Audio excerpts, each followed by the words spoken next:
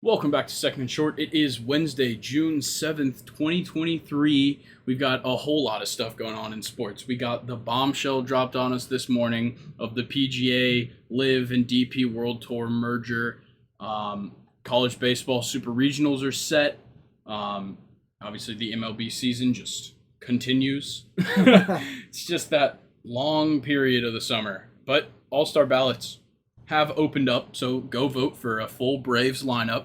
I can't push that enough. And yeah, obviously some NFL news, of course, as always. And then we are going to round it out with Stake Your Claim, which we haven't done in quite a while. So, Brock, you ready to get into this conversation about the PGA Tour? I'm so interested into this right now. Yeah, so it looks like all of these commissions are going to come together and operate under the PGA. But there might be a new name as well. That was something that was mentioned in the letter that the commissioner sent out to all PGA players. More kind of business side things. The PGA will change from a nonprofit to a for-profit organization. So I think some people are going to have problems with that. Yeah. And then this part is kind of weird for how it's all going together. So the parties sign an agreement that combines the private investment fund, obviously of Saudi Arabia, their golf-related commercial businesses and rights, which includes LIV Golf, of course, with the commercial businesses and rights of the PGA Tour and the DP World Tour into a new collectively owned for-profit entity to ensure that all stakeholders benefit from a model that delivers maximum excitement and competition among the best in the game. This just, it doesn't seem right. After like the first observation of this, it doesn't seem like this is the right move.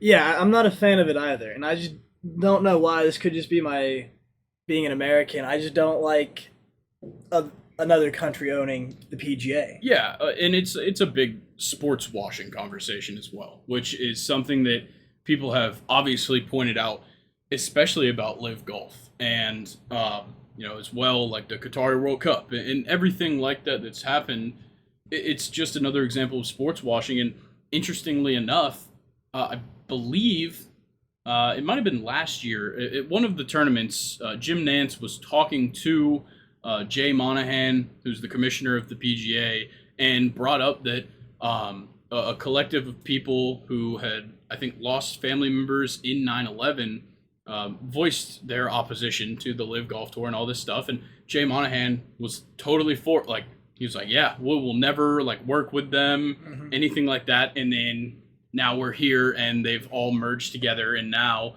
the governor of, I want to get his title right, the governor of Saudi Arabia's sovereign wealth fund, Yasir Al Rumayyan, will join the policy board of the PGA Tour. Which that will continue to operate all the tournaments, and he will be the chairman of the new commercial group, and Monahan will remain the commissioner and CEO of the PGA Tour.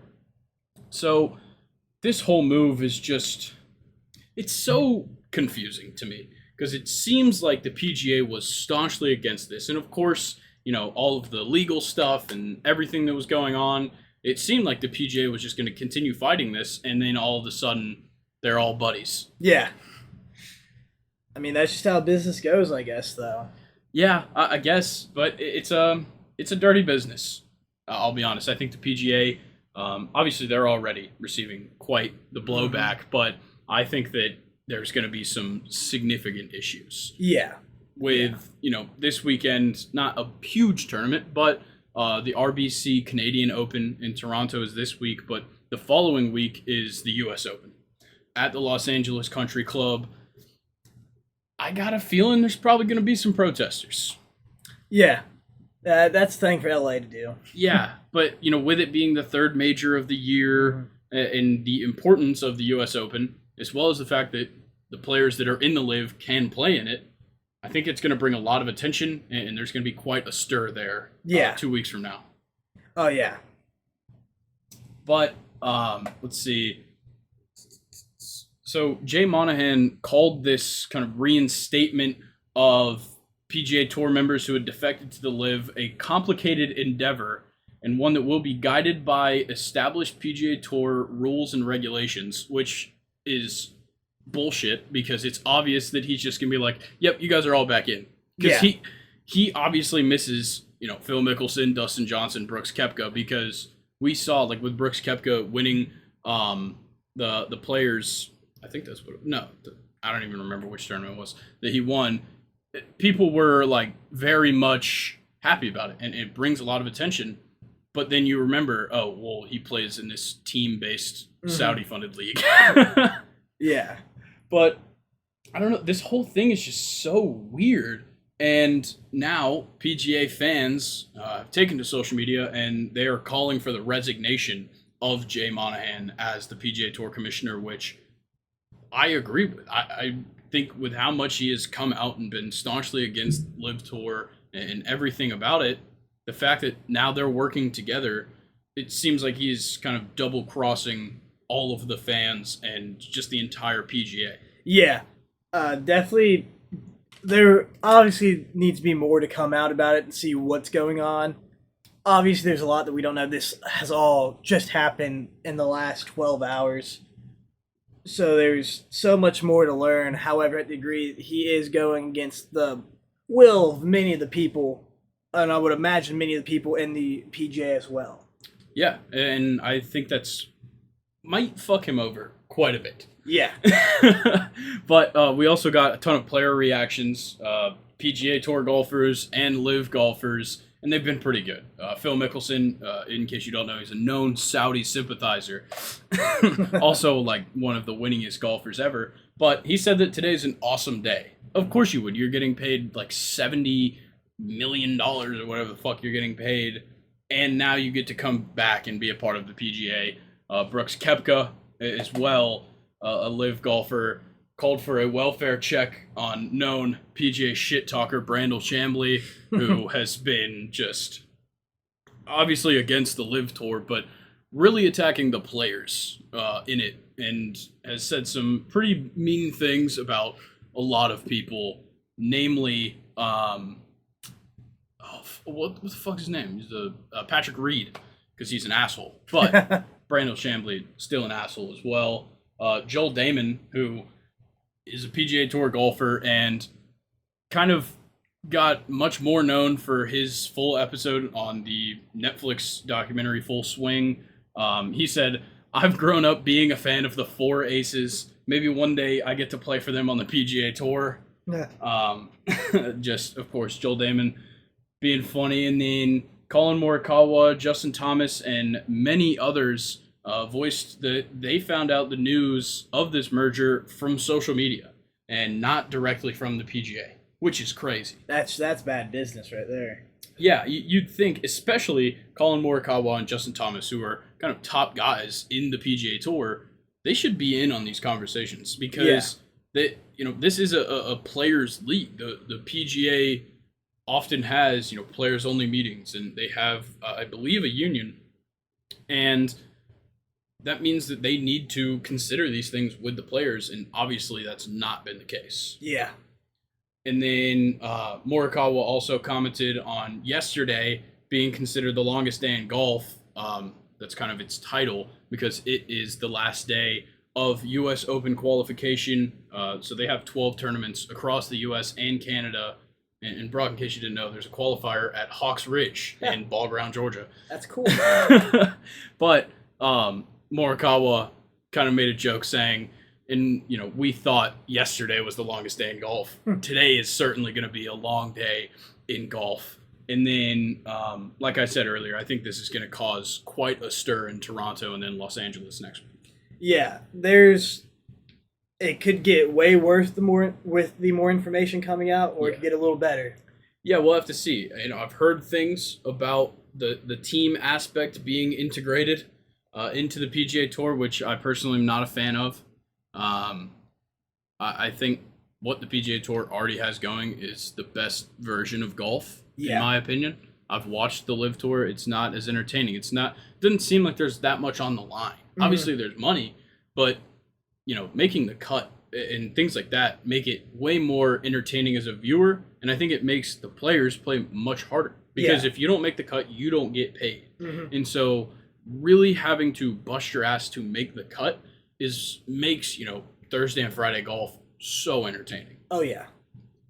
But yeah, I don't know. I feel like the PGA has betrayed its fans and players. Yeah, that tends to happen with greedy corporations, man. That's true. But I don't know. I'm excited to see this whole thing unfold. Yeah, I'm very intrigued to see what all is going to happen with it. Yeah, because there is a good way for this to go. Is that most likely going to be the case? Probably not. Yeah, I don't think so. I'm not going to put my trust into the PGA just yet. But it could go well. We have no idea. Yeah. I just don't think it will. Well, now that we're fired up, let's move on to NFL news, and we'll start it off with something that I'm sure could get both of us fired up. Adam Sheehan, who's an NFL writer, released his 9 bold predictions for 2023, and they're certainly bold. Yeah. I'll say that. This first one is extremely bold. We'll start at the top. Sam Darnold beats the Jets in the Super Bowl. Obviously, Sam Darnold, the notable third-string quarterback of the 49ers. I don't know if he's saying that Sam Darnold's going to be the quarterback for the 49ers and beat the Jets, but 49ers could certainly make it to a Super Bowl. They could certainly win a Super Bowl. Is it going to be Sam Darnold's doing? I don't think so. Yeah, I don't know exactly what he means. I'm assuming he means Sam Darnold will end up being the quarterback, but that's a very lava take right there. Yeah, that one's hot. And then he says that the Saints will earn the NFC's number 1 seed. So right after saying that the 49ers are going to win the Super Bowl, he thinks that the Saints, who have no defense this year, are going to earn the NFC's number 1 seed just because they added Derek Carr. Yeah, that's another big fat take. I mean, that means they have to win their division. Yep. Which that's going to be hard enough. I think most of the teams in that division are pretty much on the same level, kind of. Yeah, I'd say I think with the offseason moves of the Falcons and Panthers, I'd probably put them ahead of the Saints just because the Saints lost so many defensive players. But, offensive-wise, the Saints are in a very good spot. Obviously Alvin Kamara is still there, but you pick up Derek Carr, you pick up Jamal Williams, you still have, Michael Thomas, who maybe he'll be healthy, who knows. And then, obviously, the emergence of Chris Olave last season. You have good players on that offense. I just question the defense, and that's why I favor Carolina and Atlanta over them. You said exactly what I was thinking, so I can't say too much there.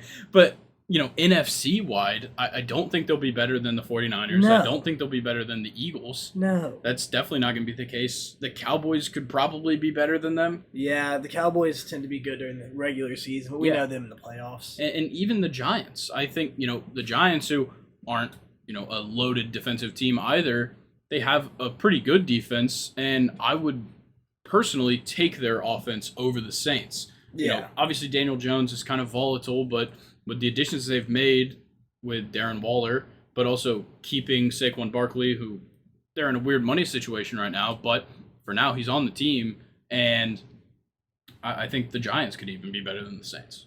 Yeah, I have to agree. There are several teams that I think will end up being better than the Saints. That was a very hot take. Certainly. This one, not so hot. I kind of agree with it. He thinks that the Cardinals don't win a game. I can certainly see that happening, but I think it's pretty hard nowadays to go 0-17. Yeah, that's going to be very hard to, but if it were to happen, I'd be like, okay, that's on this list one of the most reasonable ones. Certainly, because, the problem with saying a team's not going to win a game is that they're going to run into somebody who really wants to lose more than them. Yeah, the Bears and the Houston. Well, no, I think the Bears will be fine. But last season. Yeah, like last year, yes. But, yeah, I think that there will probably be some teams that want to lose a little bit more because, they want that quarterback. Yeah. They got to lose to get that draft pick to get him. Like, something like that could certainly happen, and then the Cardinals would possibly win that game. There's really no telling. Yeah. I This one's a little bit hotter than the Cardinals one, but not too out there. Yeah. He thinks that the Packers will post the second worst record. That could happen. Like, yeah, I Yeah. could see it. But I think they're usually a solid enough team Yeah. to be kind of in the mix. Yeah, and I think, just because they lost Aaron Rodgers, they have a guy who's been there for a couple of years now with Jordan Love.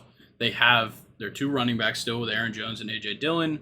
You still have Christian Watson and, a few other of these young pieces that they have on that offense. And then you still have a pretty good defense as well. So I don't think they'll end up being the second worst, but it definitely could happen. Yeah. And then this one, it's not too hot. I just don't see it happening. Is Josh Allen winning MVP? Mm-hmm. Just, to me, I don't see it happening only because of what we saw last year. I don't know what's going to change. You would have to improve a significant amount for me to believe he'd be the MVP. And outside of just his improvement, because obviously he played really well, is just the offense and the scheme that the offense runs. I think it just wasn't a sustainable offense to run. Mm-hmm. And, if they can work on that and work on the play calling, then, I could certainly see him winning MVP. He has the skill set. He's showed it time and time again.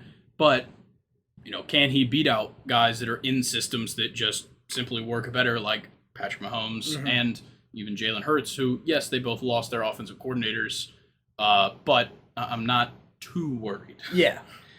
Let's see. Myles Garrett to win Defensive Player of the Year. That one's probably the best take of all of them. Definitely. He's just a guy that's gonna be there. Oh, yeah.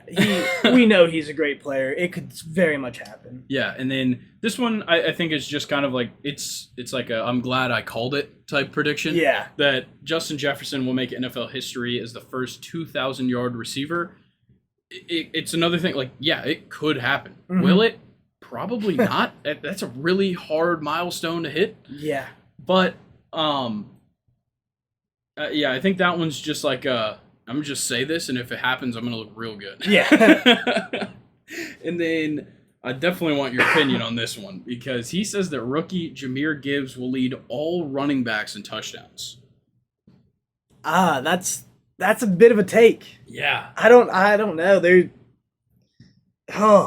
don't really know the Lions offense well enough to know how they're going to utilize him. So the thing is they got rid of DeAndre Swift. They lost Jamal Williams, which were their 2 running backs last year. So now Jahmyr Gibbs is there and can certainly, do his job well. Yeah.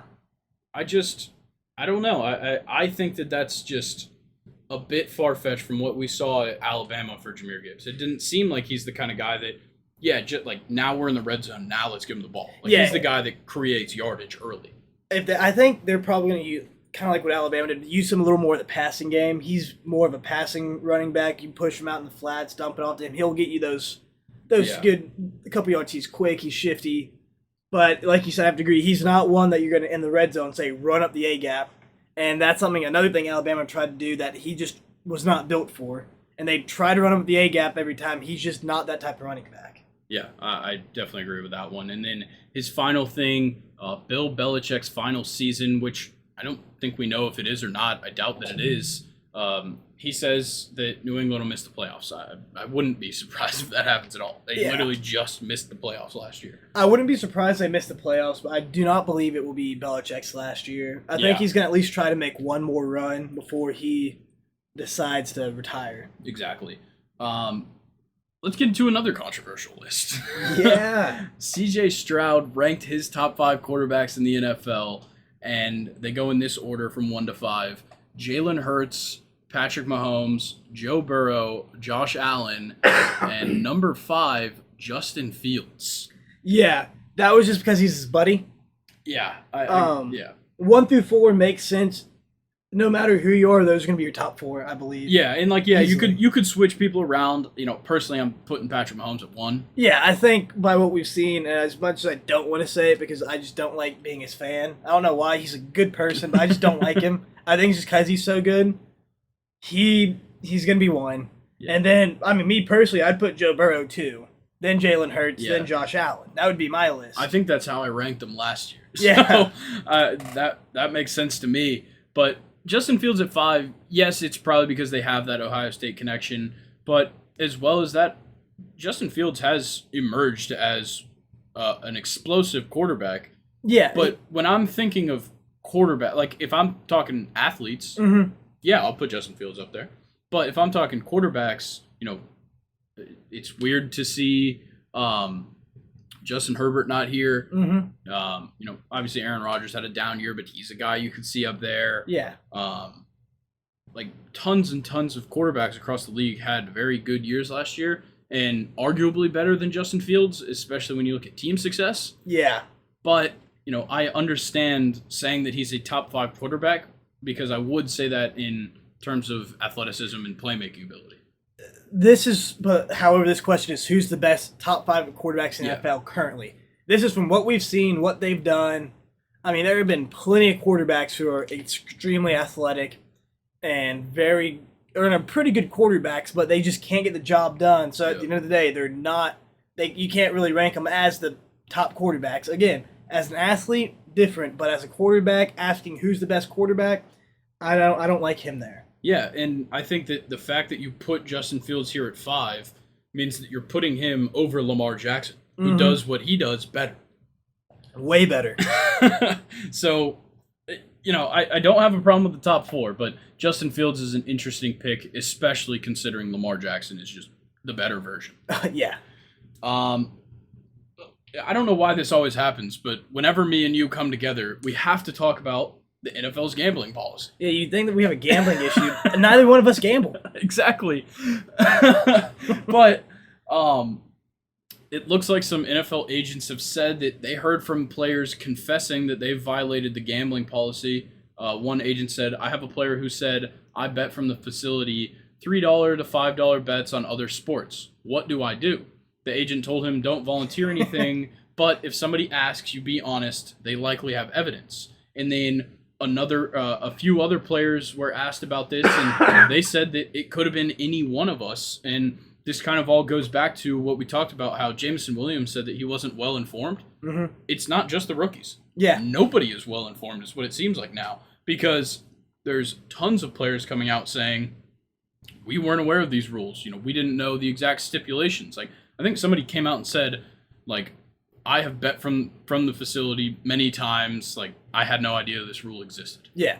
This just proves another failure on the NFL and another failure on the teams. Yeah. You have to inform your players on the rules. Yeah, certainly. And, I don't want to sound like a broken record, like we often do when we talk about this gambling, rules every week now. But when you fuck over the players, you fuck yourself over. Exactly. And that's what the NFL is doing right now with all of this stuff, because now, they're going further into these investigations. So the thing is, at what point are you going to realize, oh shit, we're the ones that made the mistake? But they're not going to, because why would he admit fault? Well, the problem is when you have to go to every single team and be like, okay, well, these 6 guys all gambled, and every single team just has players suspended. Makes the NFL look much worse. I think they started doing this to try and make a point, like, hey, if you gamble, do this. And then kept investing, like, oh, wow, we suck. We haven't done our jobs, Yeah, that could definitely be the case. But let's move on to this conversation because it's interesting. The Bucs offensive coordinator, Dave Canales, adds respect as a factor in the Baker Mayfield versus Kyle Trask competition. He says that it's showing respect to Trask's draft status and giving Mayfield a chance to earn respect from the locker room. I respect the fact that they're actually battling it out for this starting job. And I agree. Respect is a big part of it for Kyle Trask. I don't think Baker Mayfield has been disrespected by this. Yeah. He hasn't earned it. I agree. Whereas, obviously, they are showing respect to Kyle Trask and who he is, what kind of player he's been for them, and giving him a shot at it. Because, obviously, he didn't have a shot with Brady there. No. But now, with Baker there, if Kyle Trask is better, I certainly think they'll just sit Baker. Yeah. And, I mean, Baker's obviously shown what he can do. He led the Browns for several years, then Carolina, then was all over. Had a great game when he got traded over to LA. Yeah. So we know what he can do. However, he's not he's a good quarterback, but he's not like, oh my gosh, I need to start him immediately. So why not give Kyle Trask competition? Or give the competition between two who actually see who's better. Yeah. And now that we've gone through, I think OTAs started over a month ago now, that this battle's still ongoing. Mm-hmm. And I have a feeling it's going to be. I think it's going to go through the preseason with this battle. Yeah. And, whoever it is, they start week 1, I think they're going to give themselves ample time to figure out who actually should be the starter. Yeah. And I agree. I think they're especially between two quarterbacks who are equal. A lot of people, get veterans, they think they're immediately better. No, you got to give them the competition and actually see who's going to be better. Yeah, and I don't think this is like a Ben Roethlisberger, Mason Rudolph competition. No. Because that video is fucking hilarious, where they're just like throwing shit at Ben Roethlisberger and he's just standing there taking it and he just throws the ball. Like, obviously he's going to win that quarterback competition. Yeah. This is Baker Mayfield, notorious nut grabber, versus Kyle Trask, one season wonder. Yeah. That's... yeah. But... I don't know. Who do you think's going to come out on top of this? It wouldn't surprise me if Baker Mayfield does, because he does have the experience. He's proven himself in the NFL. He's a good quarterback. But at the same time, there are sometimes he does not play good. And so if Kyle Trask can be more consistent, I think he can win. Yeah. I would like to see Kyle Trask win this. I would like to see him get a couple games and see how he actually plays. Yeah. Like, I hate to root for a Florida Gator, but when it's against Baker Mayfield, I don't really have a problem with it. Yeah.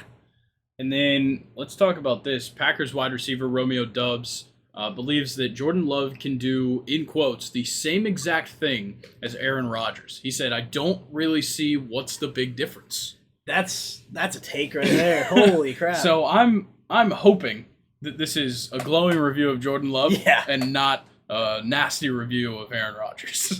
Yeah, maybe he just got the tail end of Rodgers where he was doing all of his drug trips and he was being weird. Could be. So he didn't really know what a great Rodgers is, but that's a take.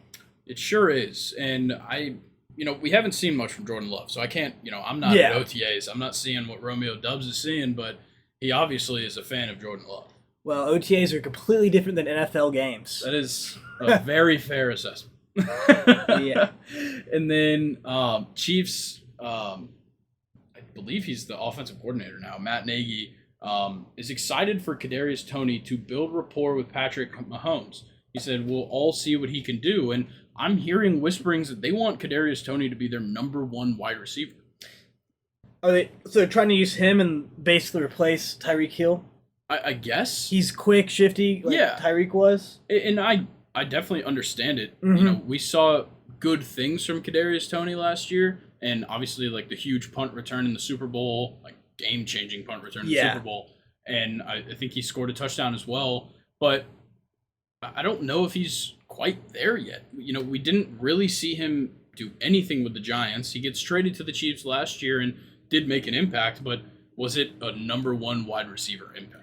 Yeah, I agree. I don't really know if he's a 1 wide receiver per se, but I think he's going to be pretty good. Yeah, and people are kind of using that in the conversation with DeAndre Hopkins, saying that the Chiefs don't want him. He's already going to be a money issue if they do get him. And when you have guys like Kadarius Toney and Marquez Valdes-Scantling on the team, maybe you don't need him. Yeah, that's true. This one is just some fun superfan news.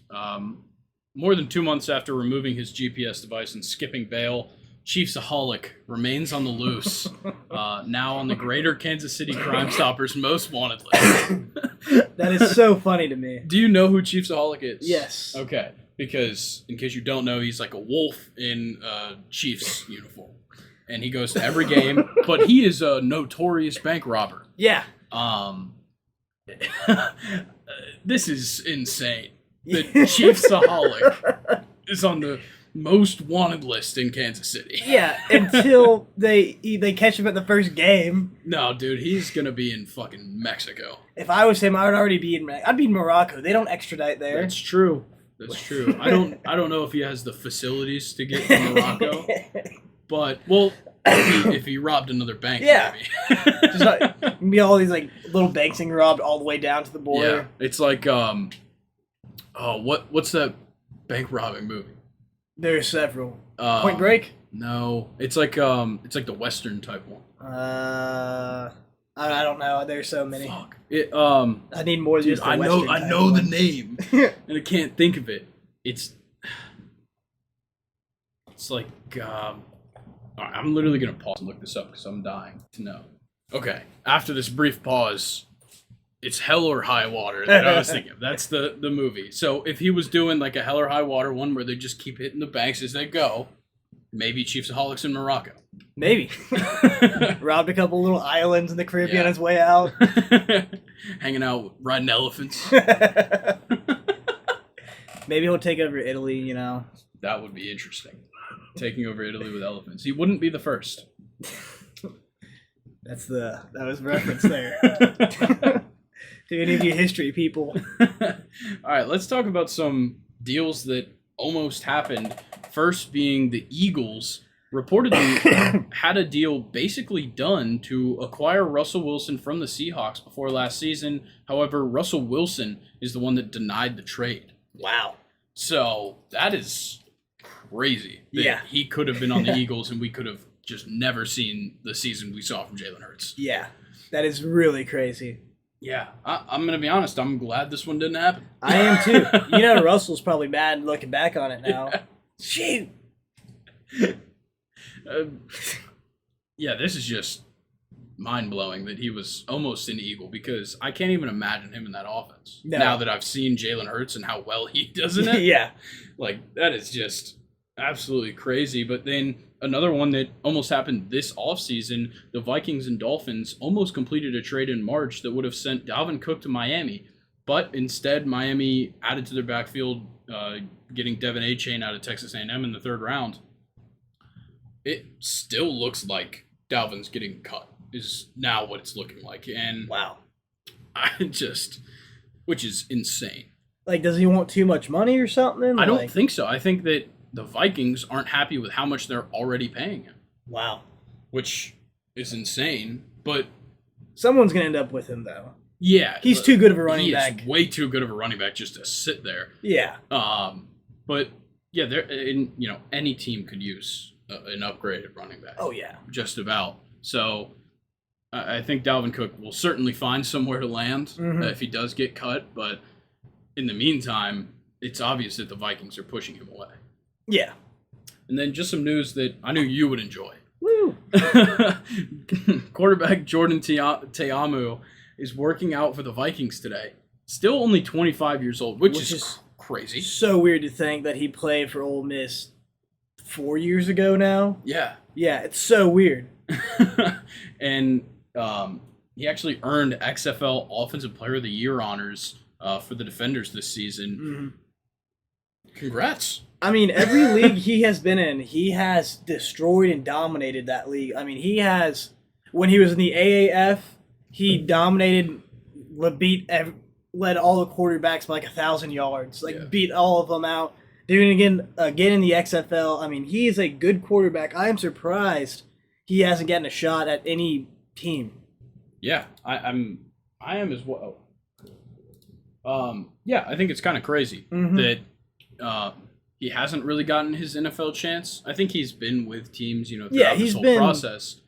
But, the Vikings, he's not going to play over Kirk. Nothing crazy, but maybe we see him if, Kirk goes down with an injury or maybe they're blowing somebody out. But yeah, I think that, it's a good pickup. And I'm happy for Jordan Ta'amu because he was so good in college. He was. I mean, he was, the Ole Miss throwing Samoan. He also has one of the best ESPN commercials where all the linemen followed him around all day.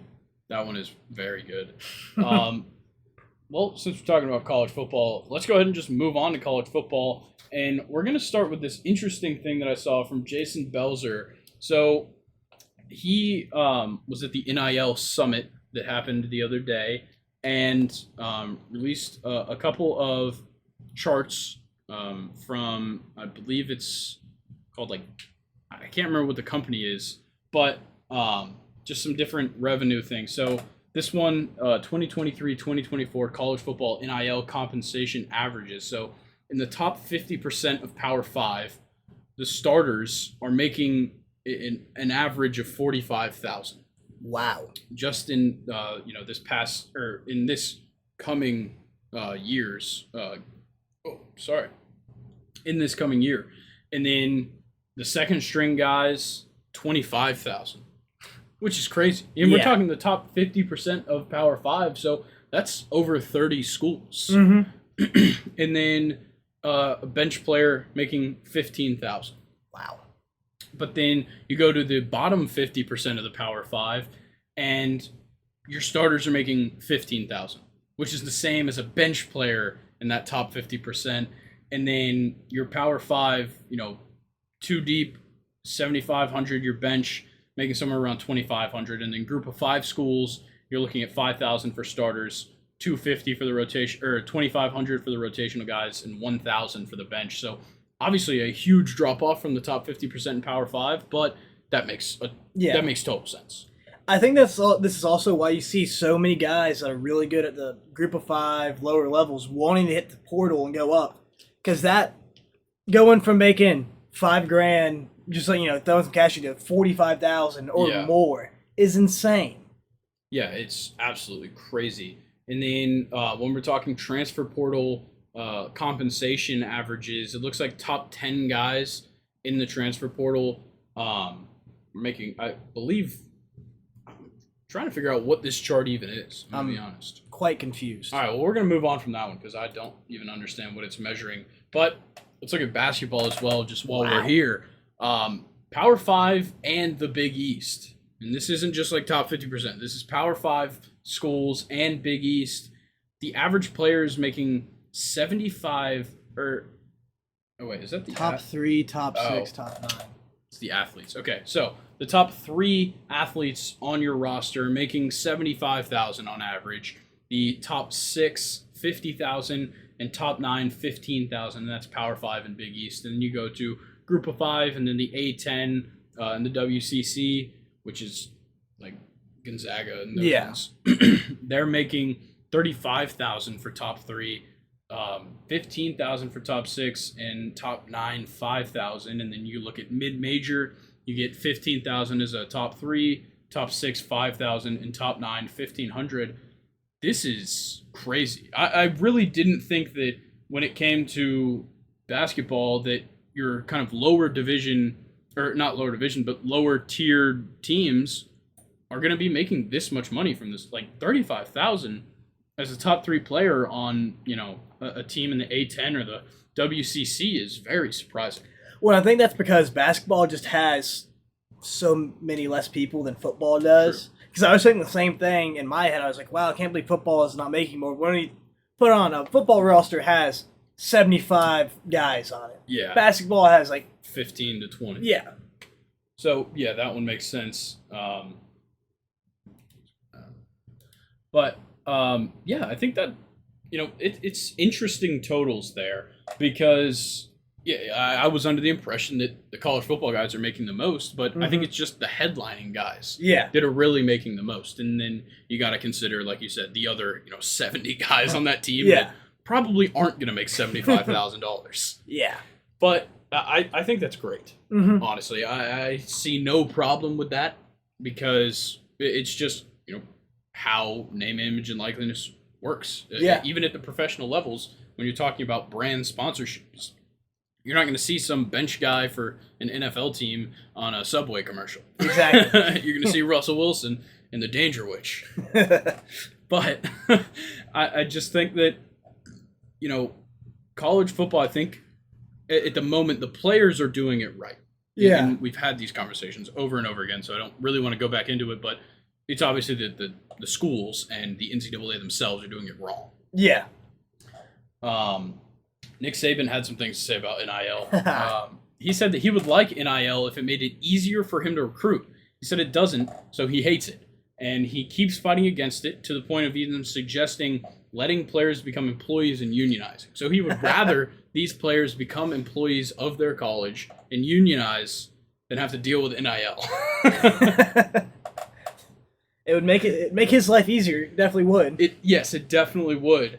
And I understand his concern because NIL certainly has made recruiting a much harder thing. Especially, you're in fucking Tuscaloosa, Alabama.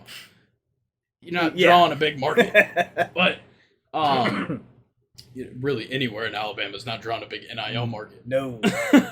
So obviously players are going to want to go to the USCs. Like I think that NIL has certainly contributed to this reemergence of USC because of course Lincoln Riley coming over and bringing all of the good players from Oklahoma. Yeah. But I think on top of it, NIL in Los Angeles, that's huge. Yeah.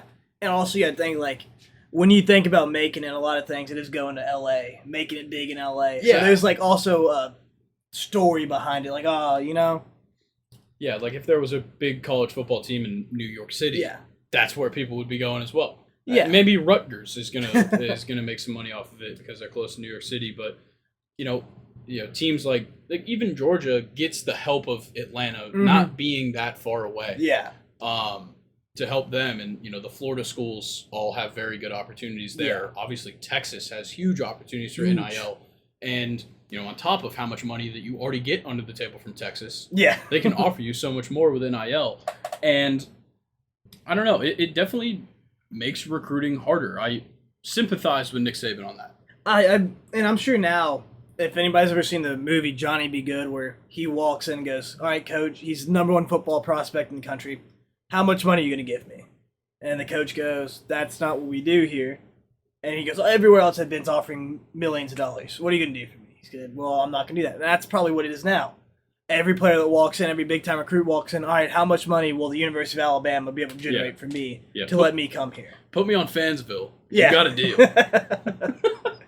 Hey, I'll go down. I'll go to Fansville right now. Honestly, I should be there. Yo, Dr. Pepper, get us the spot. We'll be extras. Yeah. As long as you get, you guys can get the 30-second or 1 minute slot pre-roll ad on the podcast if you make us extras on Fansville. And I mean, I'm a Coke guy personally. Coca-Cola all the way. For the win, but I enjoy a good Dr. Pepper. No one can hate on Dr. It's like Coke, Dr. Pepper, and then like 25,000. Yeah, everything, then Pepsi products at the very bottom. Yeah.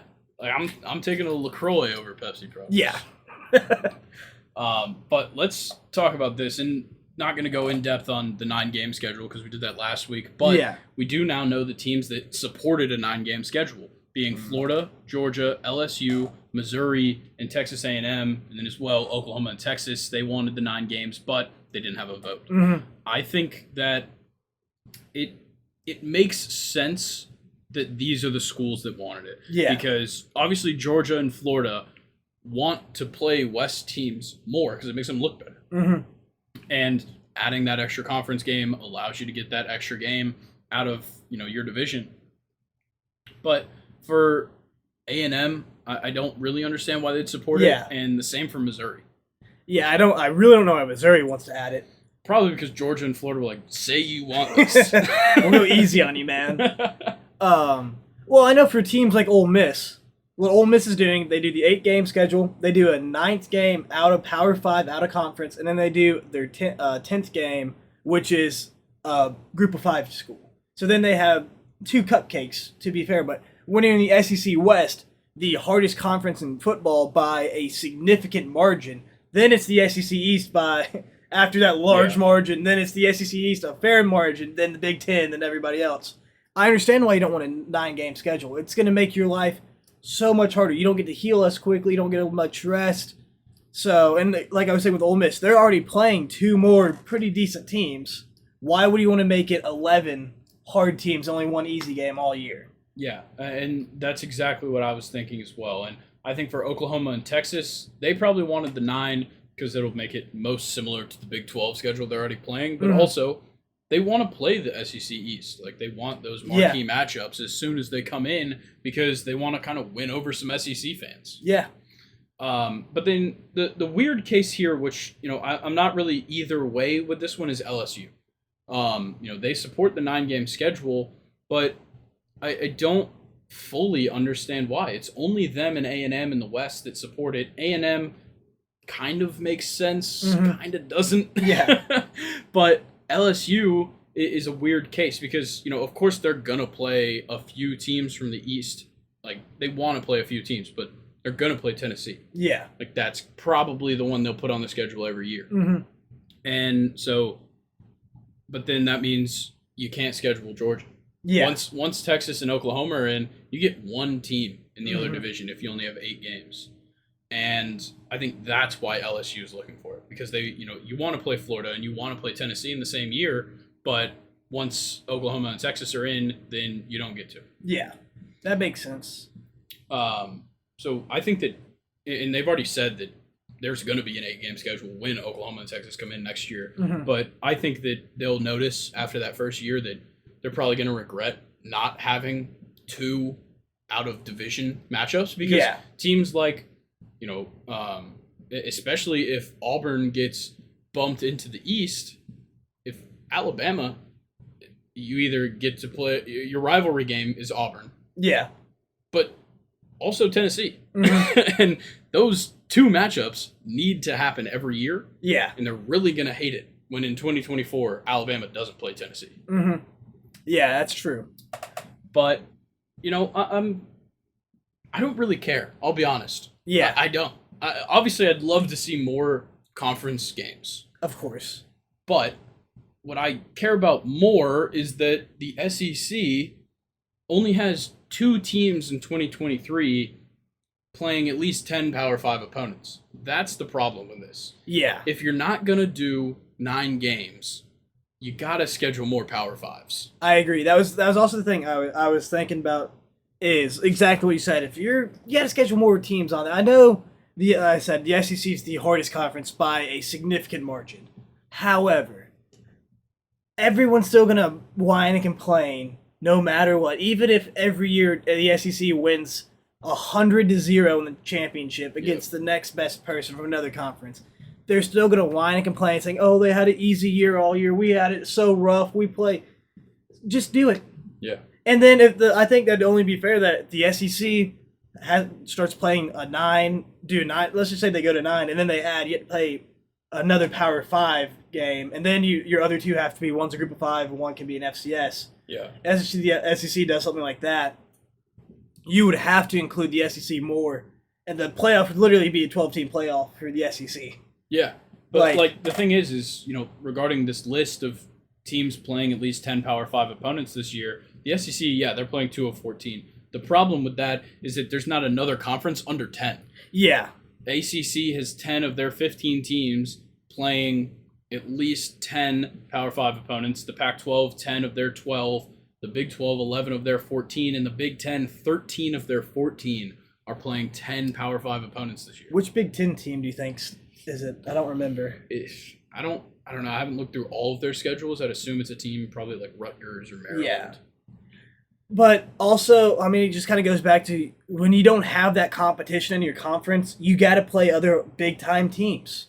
So it's kind of an unfair compare, because when everybody in the SEC is ranked in the top, every year ranked in the top 30 recruiting class, top 40. Yeah. And then in the Big 10, only 7 of their 14 teams are ranked in the top 40. Mm-hmm. How is that fair? Yeah, I agree. I think it's not fair whatsoever. Yeah. It's a matter of the SEC does what they want. Yeah. And, they're going to continue because it's their choice. And Brock almost just dropped his phone on the ground, so I'm laughing, but he caught it.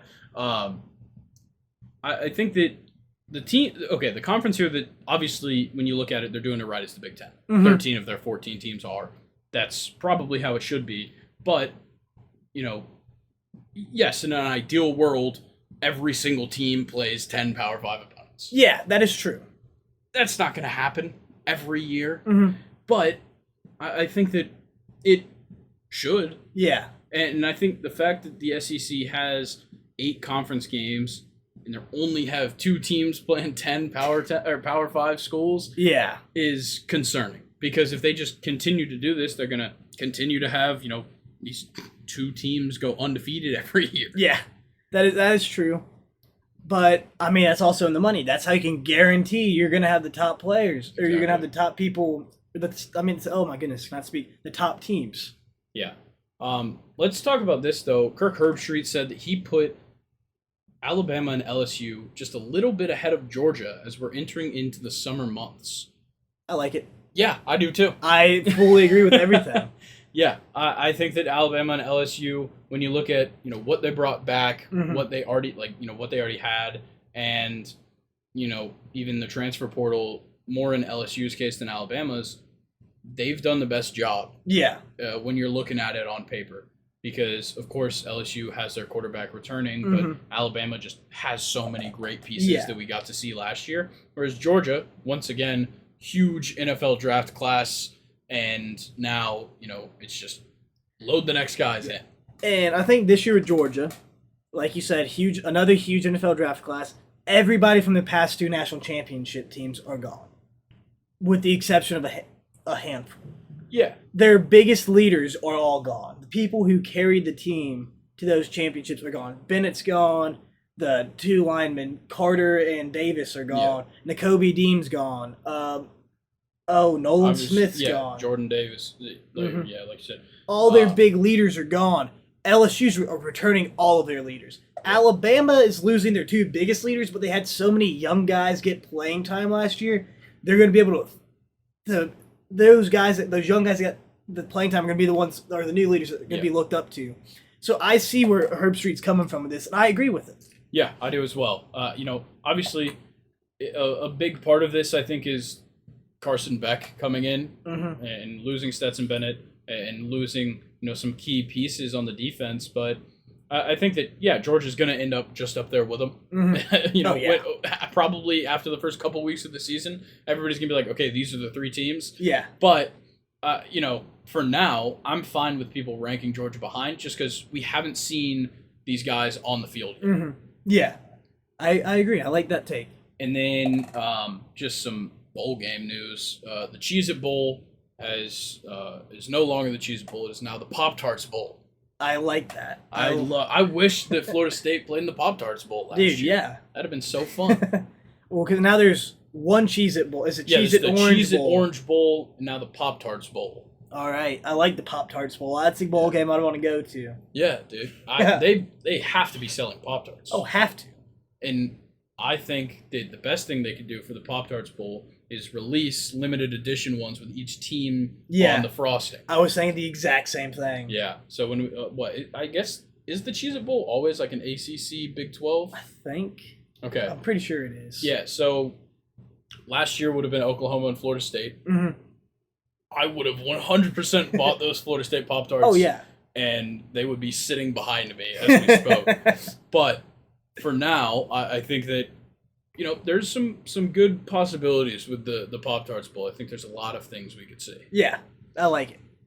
Who do you think is going to be in the Pop-Tarts Bowl next year? So last year we had a 9-3 team and a 6-6. But maybe, so let's say like a second tier Big 12 and a second tier, maybe top tier ACC. Who do you think is going to be there? NC State from the ACC. I was about to say that. And I'm trying to think. TCU. Oh, okay. They're not going to go big time. Yeah, I think they're going to be able to be mediocre this year. I'm thinking, and just because of their run last year, they'll get a bigger bowl game because of it. I'm thinking Baylor and NC State. All right. So if that happens, you guys need to tell us because we're going to forget that was what we called. Yes. But while we're talking about the Big 12, it looks like they're going to be making some major brand changes this offseason. Big 14 or Big 16. Yeah, it might as well become that.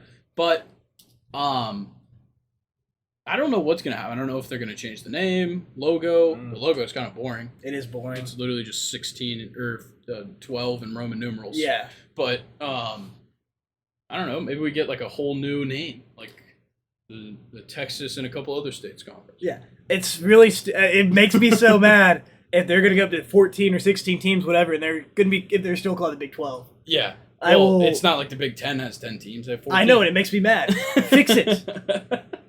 Figure it out. Yeah, I'm trying to think because it's not one region anymore. Because now they have UCF and BYU and Cincinnati. It kind of throws off the idea of it being like the West. Yeah, the Mid-American or whatever. Yeah, that's a So, good one. I don't know. The And- Wild West Conference. Yeah, No and more. obviously the American Athletic Conference is already taken. Yeah. I don't know what it could be called, but I will say this. I think this is an interesting idea here from the Big 12 commissioner, Brett Yormark, who for some reason we just keep having to talk about, says that he's planning for Mexico games to be announced next week. That is so strange for sending college football to Mexico. Yeah. I'm not So- opposed to it, don't get me wrong. However, I think it's weird for it to be college. Yeah. I think it's really cool opportunity for the players, all of that. But still, like, that's just expand. Like, does the college football market need to be expanded like that? I don't know. And you know, we've seen obviously like the Ireland season openers, Yeah. things like that. But I don't know what the market is for college football in Mexico. Obviously, we've seen some success with the NFL. And Yeah. even the MLB playing games down there. But, you know, how big of like a market is there for Yeah. even Oklahoma versus Texas in Mexico?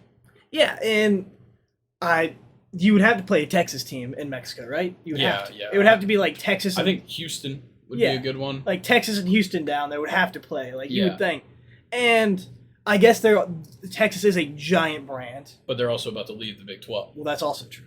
But like having college football, there are very big brands, and they're branded all around the world, and so a lot of people buy stuff not realizing. Yeah. I saw a tweet the other day.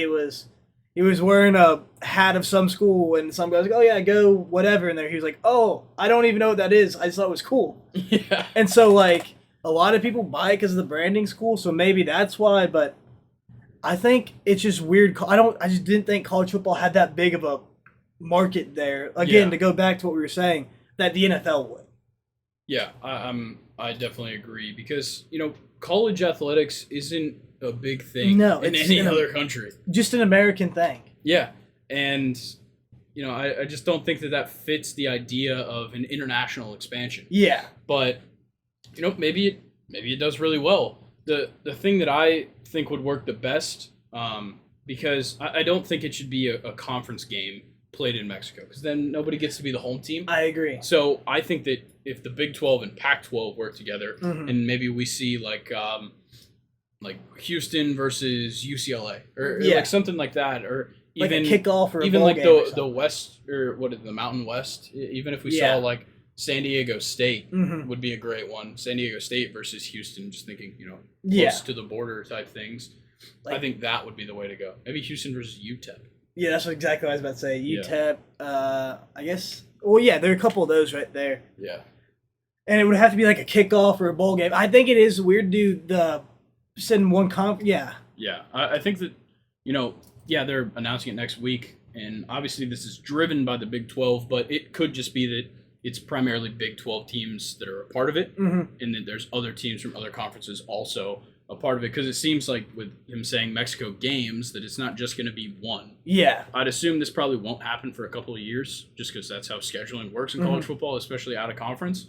But I don't know, we'll see. I think it could be very good, and it also could just be like, yeah, you know, a bunch of people went. Yeah. And that was it. They'll probably send college game day down there. Oh, I don't know if Lee Corso will make it. That's fair. But Pat McAfee in Mexico? He might get shot.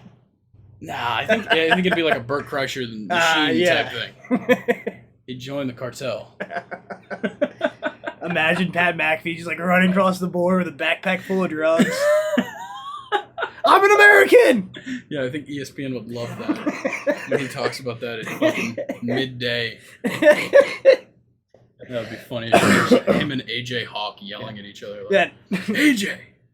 I can't wait to just be like sitting at the football facility, just like watching TV. Hey, man. What is that? Why is Pat McAfee jumping the border? That would bring me so much joy. Oh my god. All right. Let's talk about this. I think it's going to be an interesting conversation. Who are some dark horses to make the final 4-team college football playoff this year? So obviously this is the last year. Jesus Christ. This is the last year of the 4-team college football playoff, and like 4 teams can only make it. So Yeah. this is going to be an interesting one. So, who are some dark horses that you think have the opportunity to make it in? Well, I don't exactly know the odds, and unfortunately don't have them in front of me, but Yeah. I would probably say North Carolina. I think their schedule's pretty simple. They don't have to play Florida State until the championship if they make it. The only hard team they really have is Clemson. Miami's toss up. We don't know what they're going to be. NC State's toss up. We don't know what they're going to be. So I think North Carolina has a good shot of making it there. I think they have high odds. I'm not going to say them. Maybe Washington. Yeah, I like that one. I think as well. Washington has a good shot. I think Utah. Utah.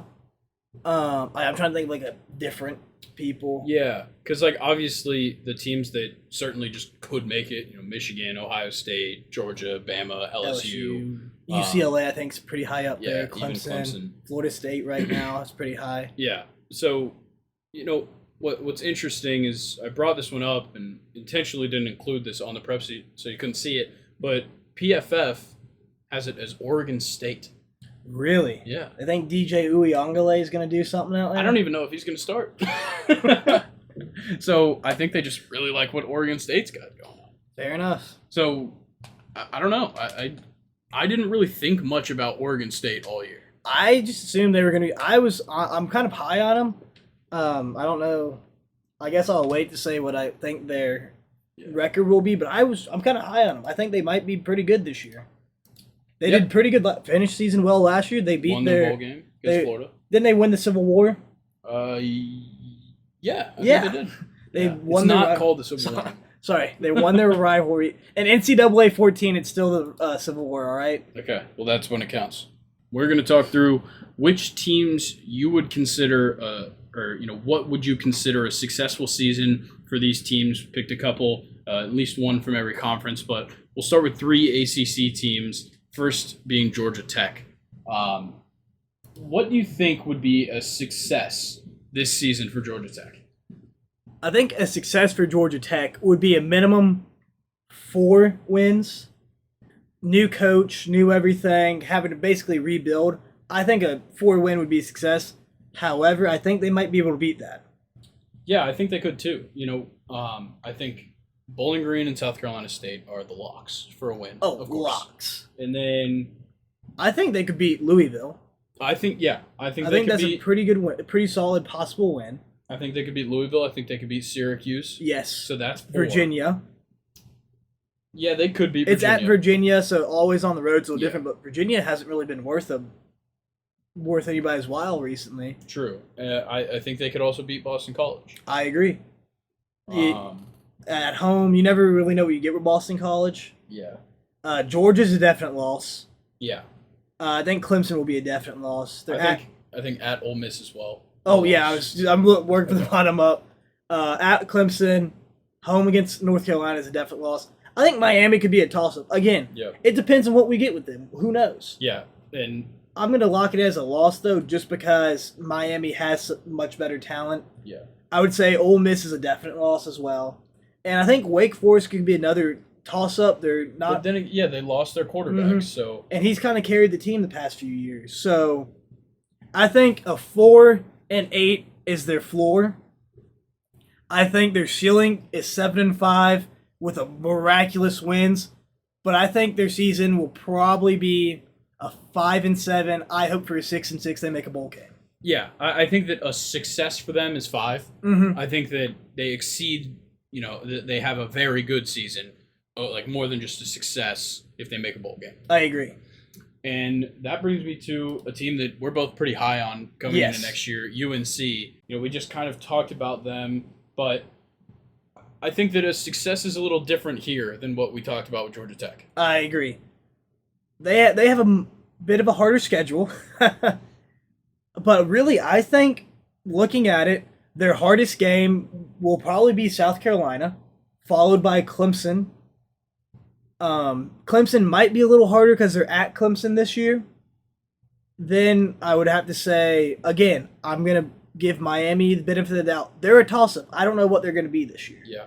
They could be really good or really bad. Yeah, I think with UNC, in my mind, if they win the season opener against South Carolina, then they're not going to even have the possibility of losing until Clemson. I agree. That's a very fair statement.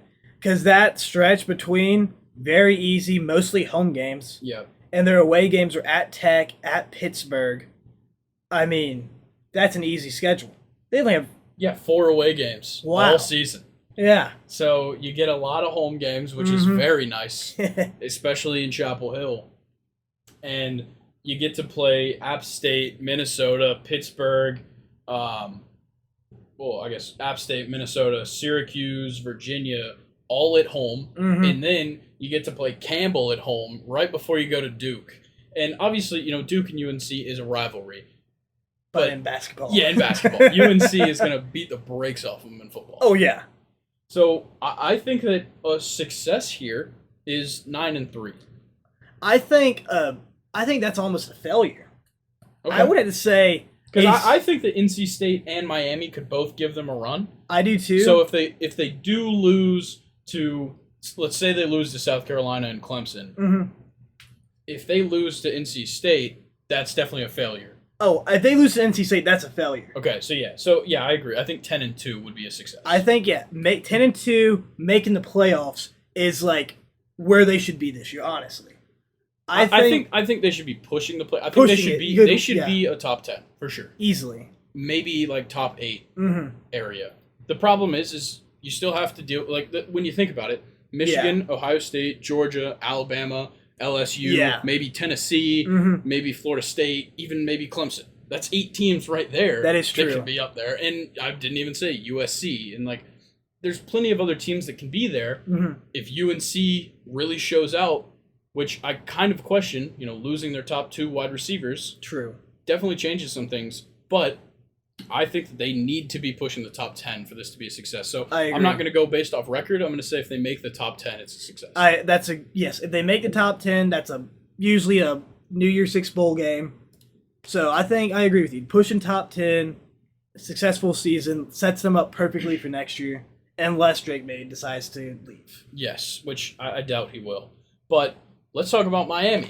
Yes. The final team we're going to talk about in the ACC, they open it up against Miami of Ohio. But not the easiest route. No. I don't think it really is, especially from the losses we saw that they fell to last year with Middle Tennessee State. Nothing is an easy win for Miami. And looking at the schedule, the top half, not that bad, other than maybe A&M. Could be, dicey. Who really knows who's going to win that game? But other than that, you face North Carolina and Clemson back-to-back. That is tough. They're losing one of those games. If not both. Yeah. Those are just too hard to have back-to-back. Yeah, and then you have NC State, Florida State back-to-back. Yeah, and then one of those games will be a loss. Yeah, and those are both away.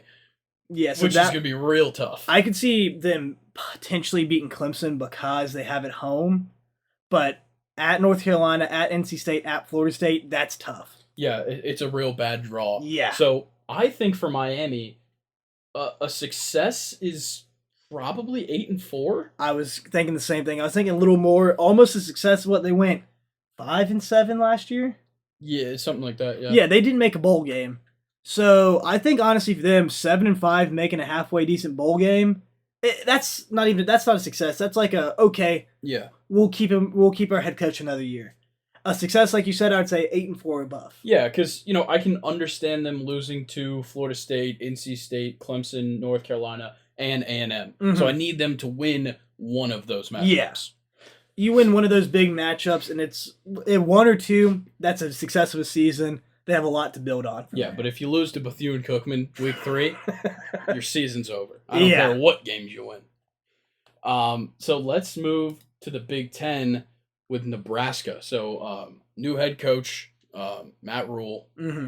This is a big season for Nebraska. They want to get back to prominence, and I think that having Colorado week 2 is big for eyes on this program.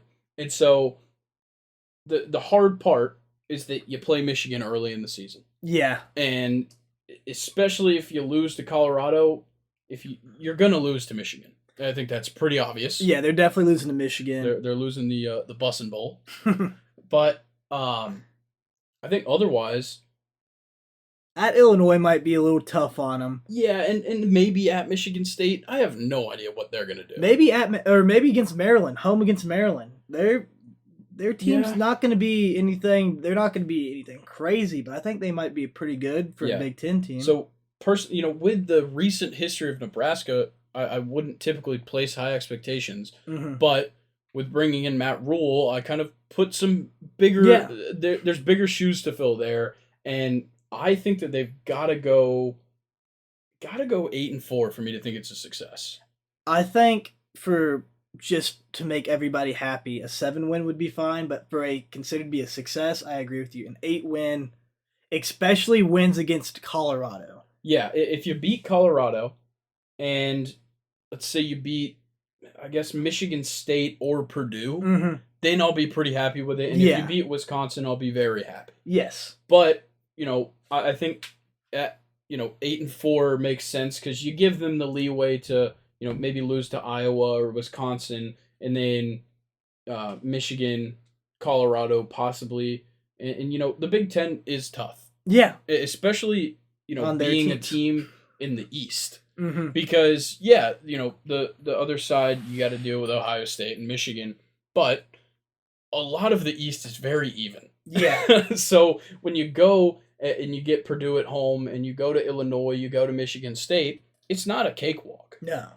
So I think that we're realistically, when you look at the schedule, you're like, oh, it's Nebraska. They should probably go 9-3 in the schedule, but I still think it'd be a success at 8-4. I agree.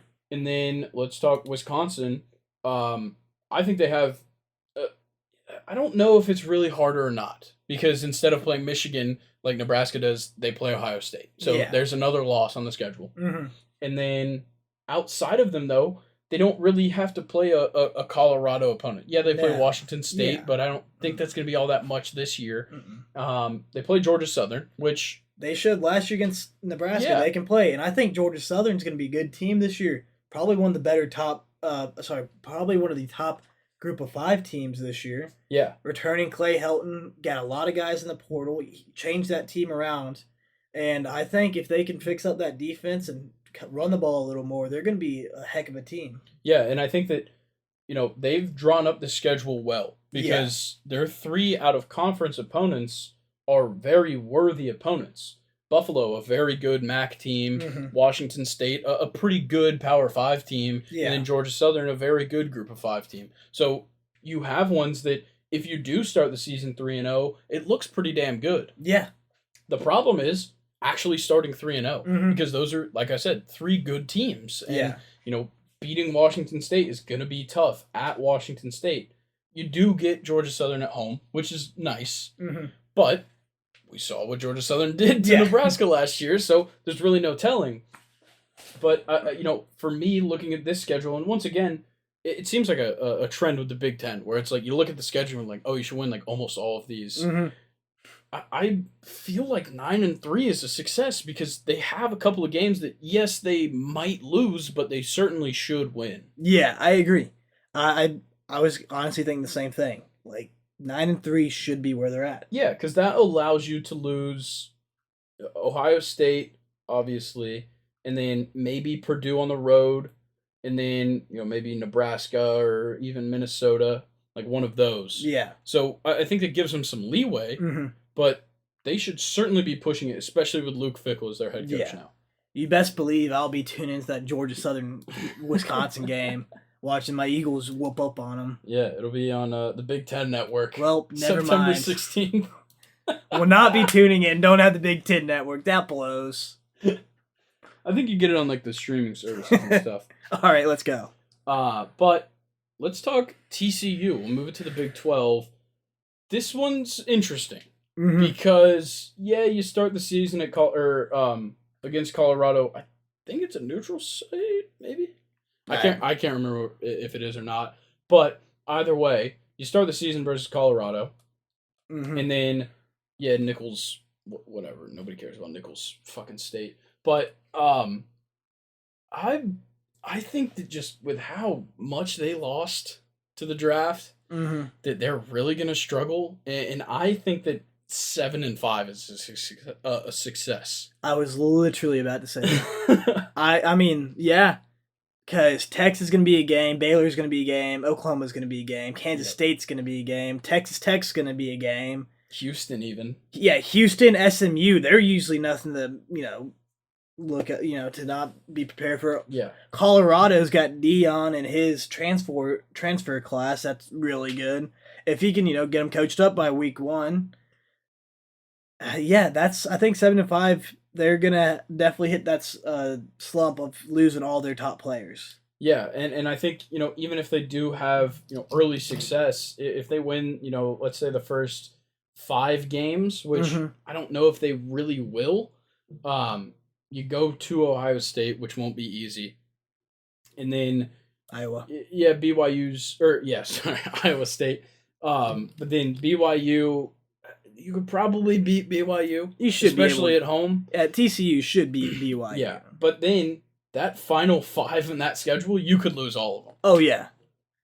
I think 7-5 is a success. All right, let's go to the Pac-12. Oregon State, a team that we just talked about being a dark horse with the top 4. Oh, that's actually not.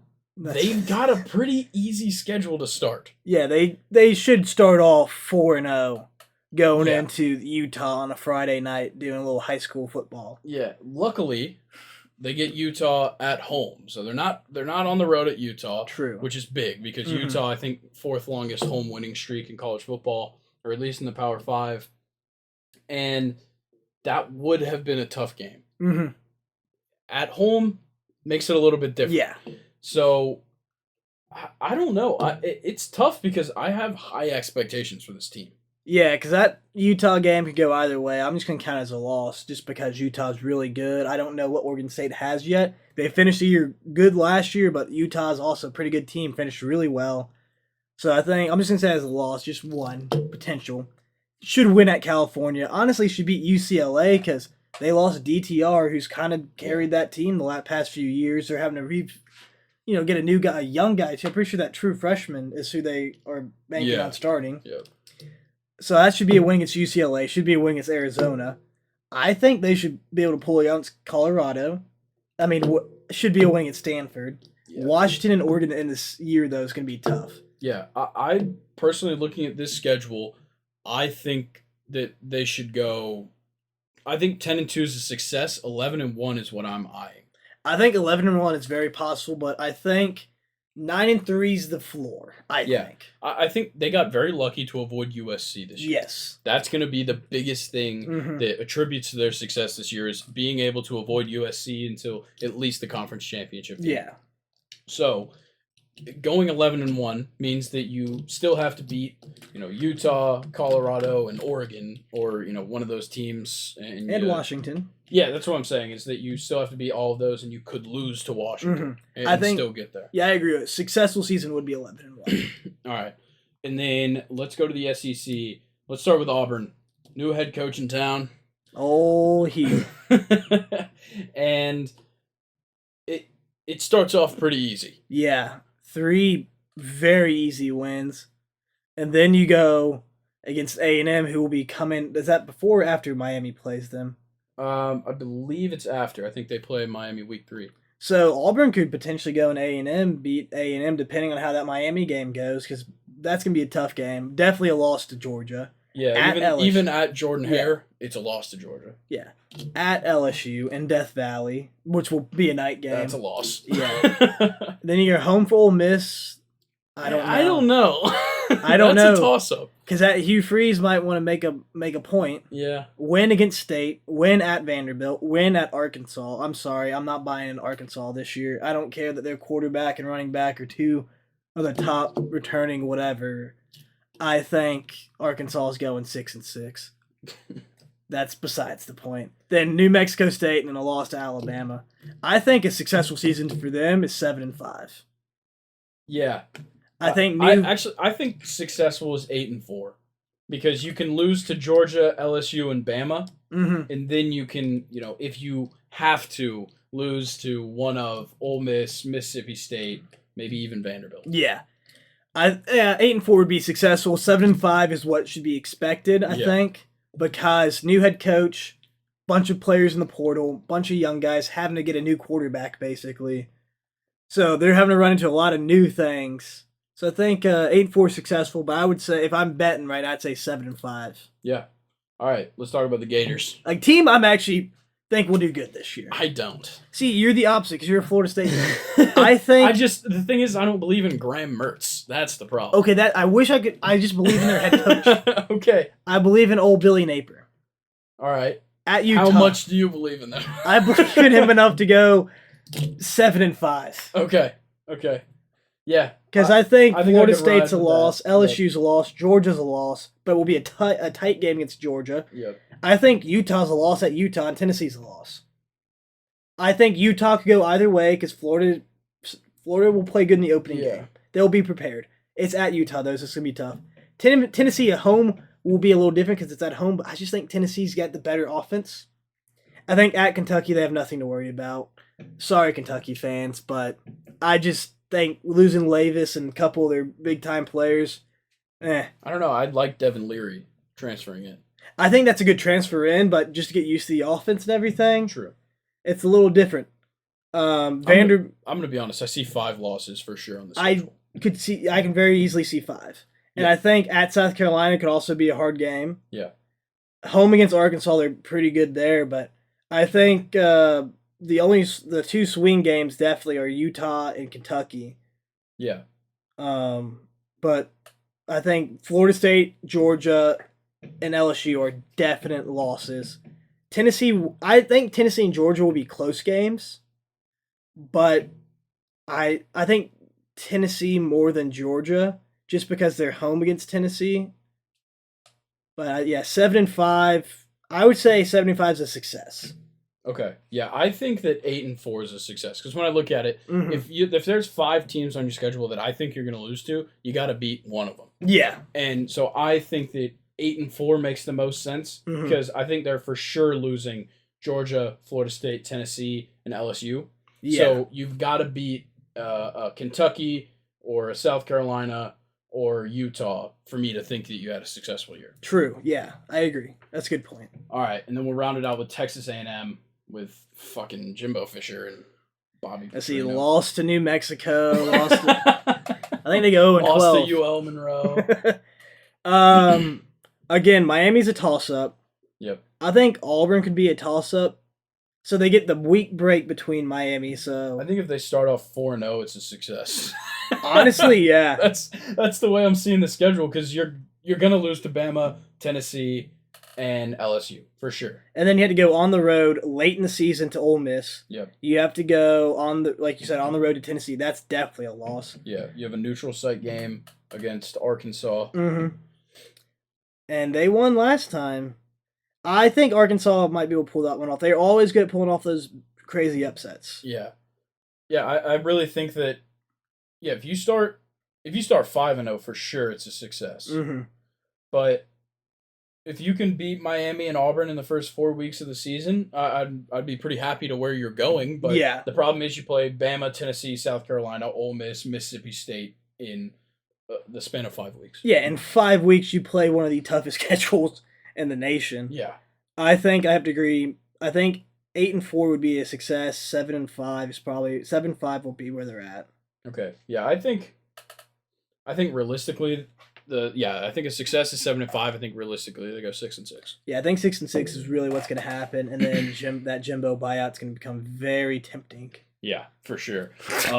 Let's go ahead and talk college baseball super regionals. They're all set. So we've got Wake Forest versus Alabama in Winston-Salem Super Regional. We've got Texas versus Stanford at the Stanford Super Regional. Mm-hmm. We've got Kentucky versus LSU at Baton Rouge. Southern Miss versus Tennessee in Hattiesburg. South Carolina versus Florida in Gainesville. Duke versus Virginia in Charlottesville. Oral Roberts or Blowjob Bobs versus Oregon in Eugene. And then Indiana State versus TCU in Fort Worth. Let me hear your 3 favorite matchups. I'm going to go for all the underdogs here. Okay. I want Indiana State to win, Oral Roberts to win, and Southern Miss to win. Okay. I will say that I do like that we're getting 2 full SEC matchups and an ACC matchup with Duke and Virginia. But then South Carolina versus Florida, I think will be really good. Kentucky versus LSU, I got to take LSU personally. I think the South Carolina versus Florida will probably be the best game of all these. The best. It's between that and Wake versus Bama, because Wake obviously the number Wake one is team, really good, and Bama being Bama this season has been very good. So I think that's probably my favorite matchup. And like you, I want to see Indiana State beat TCU. Yeah, FTCU, man. Yeah, and F Oregon. Facts. But it would also be funny if TCU could win a College World Series and not an NCAA championship. That would be funny. Football. So that would be hilarious. But I'd rather them just lose now. So I think my three favorite here are Wake versus Bama, Southern Miss versus Tennessee, and Indiana State versus TCU. I think Southern Miss and Tennessee is going to be really good to watch because Southern Miss and their coach on there, Scott Berry, right? Always has great pitchers. Yeah. And I always like watching them play. So that will be an interesting one. Florida. Yeah, don't rub it in that we lost our streak of like 42 years or whatever. Yeah, imagine. But Florida, just crushing the ball. So that's always going to be fun. A lot of home runs will probably be hit there. Yeah. I think overall this is going to be a pretty good matchup for all these teams. Yeah, I really like how the Super Regionals sit right now. Yeah, I think that's really it. We did see some interesting outcomes. Penn got absolutely fucked over. They ended their game to possibly move on with a pitch clock violation. I saw that. Which absolutely sucks. But let's run through MLB real quick so that we can hit Stake Your Claim and get out of here. So, breaking news, Alek Manoah still sucks. He just continues to suck this year after being, I think, the runner-up in Cy Young last year in the AL. Versus the Astros the other night, he pitched 0.1 innings, 7 hits, 1 walk, 6 earned runs, and 0 strikeouts on 38 pitches. Wow. Yeah, that's a brutal night for Alek Manoah, just like every other night has been, because his ERA now moves to 6.36 this season. Gonna move him to low A, dude. Yeah. And another surprising outcome. Jacob deGrom got put on the 60-day IL. Shocker. It is retroactive 40 days, because that's how long he's been out anyways. So he'll be eligible to return June 28th, but he just can't stay on the field, and it pisses me off, because I want to watch Jacob deGrom pitch. Mm-hmm. Like, that's all I want to see, especially because he's not with the Mets anymore. Screw him, man. And then Albert Pujols picked up a couple of retirement jobs. He joined the MLB League office as a special assistant to the commissioner, and he also joined MLB Network as an analyst. So I love it. I love Albert Pujols. I've heard him, talk baseball a ton. Yeah. And, he's got a great idea of the MLB. He's, obviously been through so much change in the MLB that I think he'll do a great job as the special assistant to the commissioner, as long as Rob Manfred will get it through his thick fucking skull. But also him being an analyst on MLB Network is going to be great. Hearing the insight of a guy that played at the top of the sport for 20 years is always going to be great. And then Ronald Acuna set the StatCast record with 10 consecutive 420-plus home runs. That is insane. Like, every time I watch him hit the ball, he's crushing it. Yeah, and even when he's not hitting home runs, it's like 105-mile-per-hour singles. Yes, I was watching just the other day, and he hit, he was like up to bat, hits, I think it was 110 off the bat. It's like, holy crap. Yeah, and on top of the home runs, he's got 26 stolen bases, which is first in the National League, second in the MLB, only behind Asturi Ruiz of the A's, who I think has 29. At least have something going for him. Yeah, that's about it. I think June 13th, they're going to have a protest game where nobody's going to show up, I think. I'm not kidding. And that's hilarious. Yeah, that one's going to go well. But Marcell Ozuna hit a 415-foot single the other night against the Diamondbacks. Straight up center field. If you've ever watched a game at the Diamondbacks Stadium, they have this weird terrace that comes over center field. So Corbin Carroll was lined up under the terrace, and then it hit the terrace. But Ozuna just thought it was a home run. Yeah. And so he just pimped it, jogged to first, and then hit a single, 415 feet. I'm actually surprised at Ozuna. He started off horrible. He had a below 1 batting average. Yeah. And he's now up to, I think, 2-3. Yeah, somewhere around there. He's turning it around. I'm happy. It's just building up more value for us when he leaves. Exactly. And then this one pissed me the fuck off. Jake Cronenworth was running to second base on a force play that he was very close, like probably would have made it, Mhm. but ran into an umpire who was standing directly in front of second base. And obviously Cronenworth got out. Yeah. It is so ridiculous. And it's not the first time this has happened this season. Yeah. 2 times across the MLB this has happened this season where an umpire was in the way of a base runner. Like, get the fuck out of the way. Like, you know where you're standing because you're squared up with second base. Yeah. It is so dumb. It goes every sport when the refs or umps get in the way. It's like, what are you doing? Yeah, like, I think that, personally, I think the MLB has the worst problem with the umpires making the game about themselves. I agree. Because, you know, with ejections and arguments and fucking the pitch clock shit, oh my god.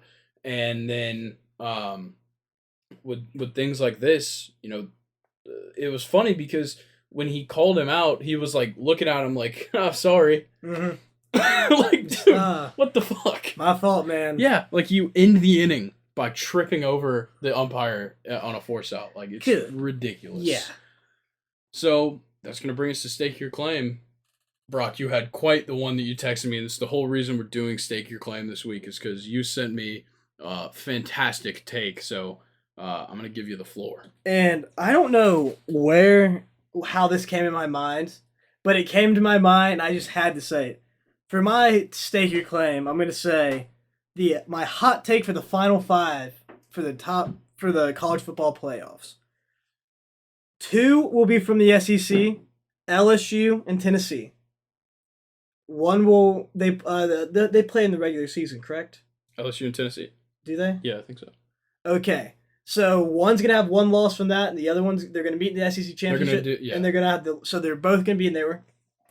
Then 2 will be from the ACC, being Florida State and North Carolina, and then Michigan will be in there as well because they have a cakewalk of schedule. All right. So in case you missed it, he didn't say Alabama or Georgia, Ohio State, or USC. Yep. Which honestly could be the top 4. Yeah. I could be dead wrong. You definitely could be, but I think those are all teams that could make it and they have a case for it. Yeah. So I really like that take. My Stake Your Claim has to do with the PGA. Okay. I just kind of thought this one up before we started recording. I think that if the PGA integrates the team aspect of LIV Golf, viewership will drop and the sport will drive itself into the ground. I agree. I think that the team thing in LIV is so fucking stupid. Mm-hmm. I already kind of touched on it earlier that, you know, I think that the way that the PGA Tour is set up right now is the best for the viewer. I agree. And the competition base is much better. I don't give a fuck about your team. Yeah. This isn't NASCAR, like. Yeah, exactly. Like, I'm not rooting for a team in the PGA. That sounds ridiculous. Yeah, it's not like, I don't know why I use NASCAR as an example, but like they have teams, you're right. You have to work together. Root for the teams because they work together, but dude, I don't give a fuck who you're hitting your practice rounds with because that's essentially what your team is. Mm-hmm. I want to see like the 2 guys that are in the lead teeing off with each other and just hitting shots, fighting back against each other. Yeah, like that'd be like that. Yeah, ugh, it's so dumb. Yeah, the team shit is so dumb. And they're gonna start making a scramble, and then golf's gonna go down the hell. Yeah, the PGA is gonna turn into a best shot 4-man scramble, and they're all gonna be drunk, and then I'm gonna join. That would be kind of fun. I would so do that. Yeah, especially like a major. Yeah, you'd have like Tiger and Phil on the team. John Daly is drunk at the Masters doing a 4-man scramble with Bryson DeChambeau. I would actually watch that. Oh, I would. I'll watch anything that's John Daly getting drunk. True. I'd literally just go watch it with the Hooters. Yeah, that's true. You could just go to Hooters and see John Daly. You could go to any Hooters in the United States and see a drunk John Daly awkwardly talking to Hooters waitresses. I don't think it's awkward. I think they probably invite him to do that. They're like, hey, you get him and John Gruden. They've definitely said vile things to a Hooters waitress. that'd be a lunch I'd want to sit in on. I don't know. It'd make you a fucking witness. That is true. Oh, all right, Brock. I think that's gonna do it for us, man. As always, we appreciate you coming on. yeah. And I might die of the consumption before this gets aired. sounds like it. We'll see if I can go in and cut out all those coughs, but I doubt I will be able to. Oh God. But yeah, that's gonna do it for us. We'll have Luke on here on Friday, and I'll always be here. That'll never end. So, it's Brock. As always, man, it was a pleasure. I will catch y'all later. And make sure you're following everything that I tell you on every other episode. Do that. Follow the socials. Follow the podcast links. Leave a review on all the podcast platforms. Follow the Instagram account because that's where we're most active. You'll see breaking news because I try to get on it as quick as possible. But yeah, that's going to do it for us. Peace.